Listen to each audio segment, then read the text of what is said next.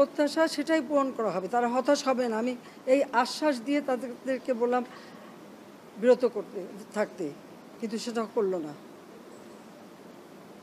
আর এরই সুযোগ নিয়ে সেই 17 জুলাই থেকে যেভাবে ধ্বংসাত্মক কার্যকলাপ শুরু হলো, আমাদের মেট্রো রেল স্টেশনগুলি, সার্ভিস সব কিছু ছিল আন্তর্জাতিক মান সম্পন্ন, কিন্তু আজকে যে ভয়াবহ ধ্বংসের চিত্র দেখলাম, এটা বিশ্বাস হতে চায় না যে এদেশের মানুষেরা করতে পারে। সারা দেশ থেকে নাশকতা মামলার আসামি সন্ত্রাসীদের ঢাকায় জড়ো করেছে এবং তারাই শিক্ষার্থীদের আন্দোলনকে ঢাল হিসাবে ব্যবহার করে এ সকল নির্মম হত্যাকাণ্ড ঘটিয়েছে। প্রধানমন্ত্রী শেখ হাসিনার স্বপ্নের প্রজেক্টগুলোকে ধ্বংসস্তূপে পরিণত করিয়েছে।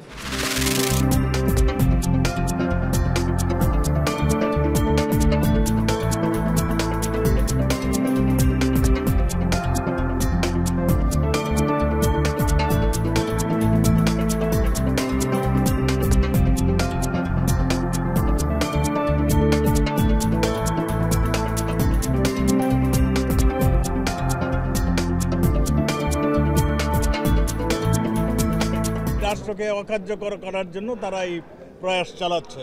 16 তারিখ থেকে 19 তারিখ পর্যন্ত যে তাণ্ডব সারা বাংলাদেশে হয়েছে, সেটা রংপুরেও সেই তাণ্ডবের থেকে বাদ যায়নি।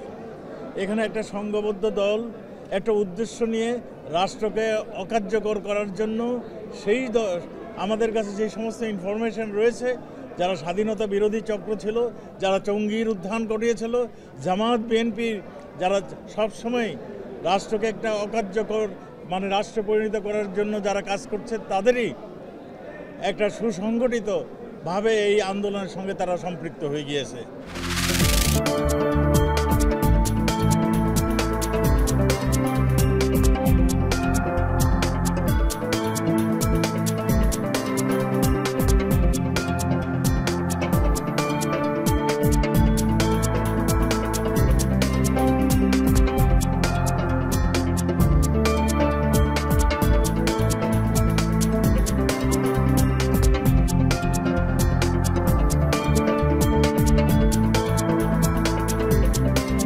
এভাবে ধ্বংসলীলা চালিয়ে কোন গণতান্ত্রিক নির্বাচিত সরকারকে, জননেত্রী শেখ হাসিনার সরকারকে উৎখাত করা যাবে না। যতদিন এই আইন প্রয়োগকারী সংস্থা কারফিউ জারি থাকবে, আমরা প্রত্যেক দিনই এই খাদ্য সামগ্রী সাধারণ মানুষের কাছে আমরা দিয়ে যাব।